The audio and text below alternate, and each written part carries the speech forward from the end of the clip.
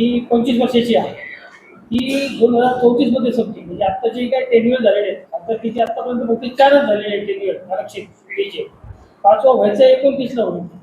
पण सरकारचं आता तयारी 29 पासूनच नवीन म्हणजे एक आरक्षण हे होते, रद्द होते.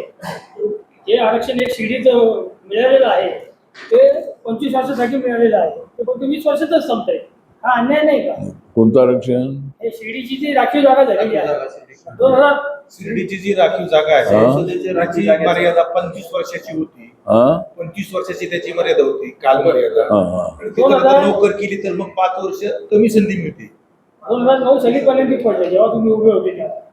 34 पर्यंत त्याची मुदत आहे. 20 वर्षातच नाही ना, मग 29 साठी चाललेलं आहे ना.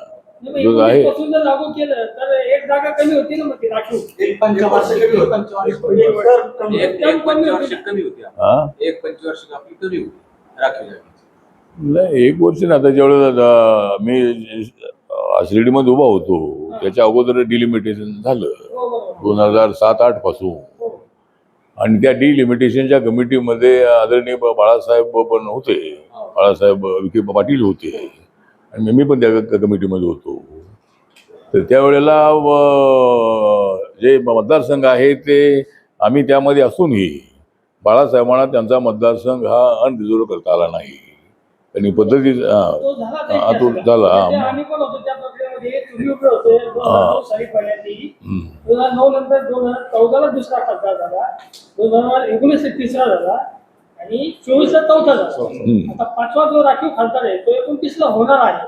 पण जर तुम्ही डिलिमिटेशन आत्ताच आणलं, त्याची फेररचना आत्ताच केली, त्याची एक टेन्युअर कमी होतोय. 5 वर्ष संधी कमी होते. ते कमी होते तर त्याला कायदा का बघा, 25 वर्ष पूर्ण नंतर होणारच आहे. त्यामुळं 29ला 25 वर्ष जे आहे एक टर्म कमी होती, एक 25 कमी होत्या. 5 टर्म व्हायला पाहिजे ना. 5 टर्म व्हायला पाहिजे. एक 25 आपली संधी जाते. नाही ठीक आहे ना. आता नाही, महिलांना आरक्षण द्यायचं असेल तर आता डिलिमिटेशन होणं आवश्यक आहे. आणि डिलिमिटेशन झालं तर ठीक आहे, जरी आपण म्हणताय त्याप्रमाणे 25 वर्षाचा मुदत आहे, पण कायदा शेवटी पार्लमेंटने करायचा आहे. आणि त्यामुळे हे डिलिमिटेशन जे आहे ते 20 वर्षामध्ये व्हायला हरकत नाही आहे. म्हणजे 20 वर्षामध्ये जरी झालं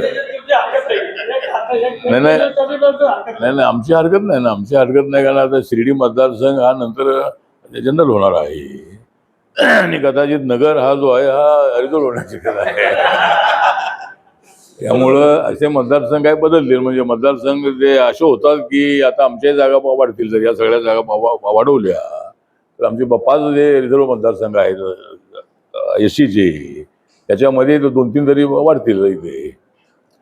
तर त्याच्यामध्ये हे होतंय की ज्या मतदारसंघामध्ये जास्त पॉप्युलेशन आहे ते मतदारसंघ रिझर्व करतात, वरून खाली येतात की ज्या जिल्ह्यामध्ये जास्त पॉप्युलेशन एससीचं आहे तो मतदारसंघ रिझर्व होतो.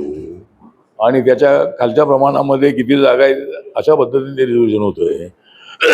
त्यामुळे आपण म्हणताय तो टेक्निकल मुद्दा बरोबर आहे, पण त्याला सर्वांनी पाठिंबा ते दिला तर काय अडचण होणार नाही.